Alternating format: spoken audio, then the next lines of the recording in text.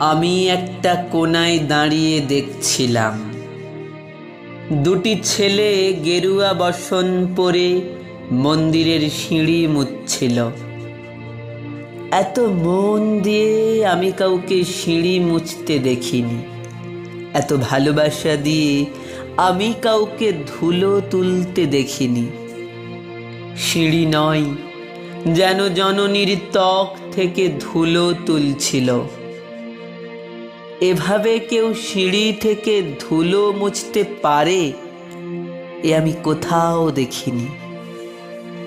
স্থিতপ্রজ্ঞ মহারাজকে জিজ্ঞাসা করলাম, এই ছেলে দুটিকে? মহারাজ মৃদু হেসে বললেন, একজন নিউক্লিয়ার ফিজিসিস্ট, একজন IBM এর 6 লাখ টাকার চাকরি ছেড়ে এখানে এসেছে। সিঁড়ি ধুতে এসেছে। যে সিঁড়ি দিয়ে মানুষ ওপরে ওঠে তা যেন পরিষ্কার হয়। মহারাজ চলে গেছেন। সন্ধ্যা নেমে আসছে গঙ্গায়।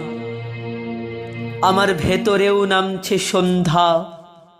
সারা পৃথিবীতে এত সিঁড়ি, সিঁড়িতে সিঁড়িতে এত দাগ, এত ক্রোধ, এত অপমান।